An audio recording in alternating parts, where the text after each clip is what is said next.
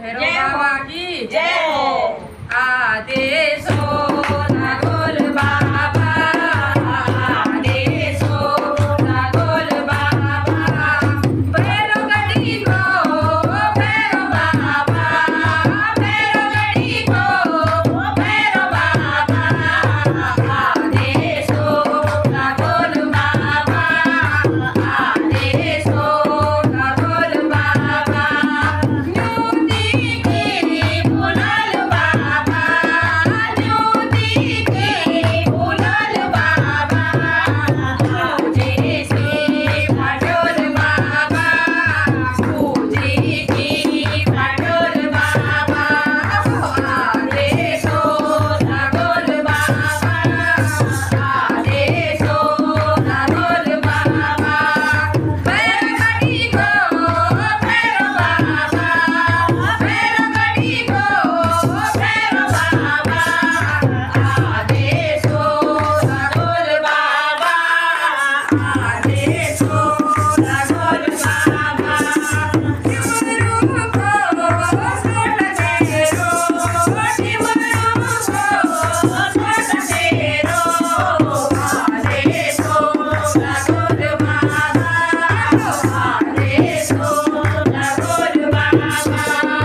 लोहा को चिमटा तेरो, लोहा को चिमटा तेरो, आदेशो नागोल बाबा, आदेशो नागोल बाबा, भैरव गढ़ी को भैरव बाबा, भैरव गढ़ी को भैरव बाबा, आदेशो नागोल बाबा, आदेशो नागोल बाबा, ऊंच मठी मां मंदिर तेरो, ऊंच मठी मां मंदिर तेरो, गढ़ी को मंदिर तेरो, भैरव गढ़ी मां मंदिर तेरो, आदेशो नागोल बाबा, आदेशो नागोल बाबा, भैरव गढ़ी को भैरव बाबा, भैरव गढ़ी को भैरव बाबा, आदेशो नागोल बाबा, आदेशो नागोल बाबा, काली को पुराण तेरो,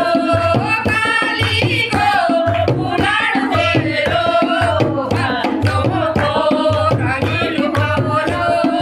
भक्तों को रंगीन बोलो, आदेशो नागोल बाबा, आदेशो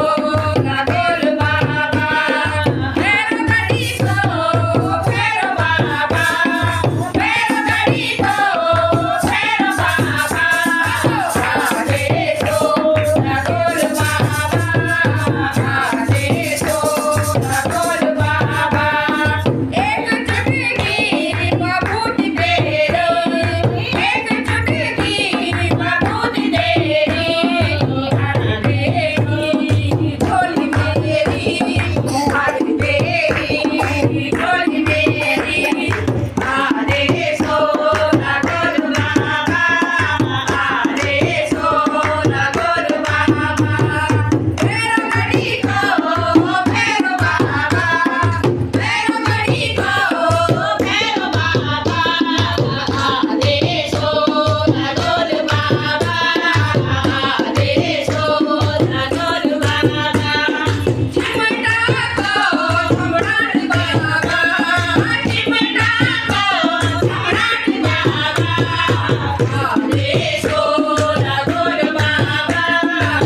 आदेशो नागोल बाबा, कालियों को सम्राट बाबा, कालियों को सम्राट बाबा, आदेशो नागोल बाबा, आदेशो नागोल बाबा, भैरव गढ़ी को भैरव बाबा, भैरव गढ़ी को भैरव बाबा, आदेशो नागोल बाबा, आदेशो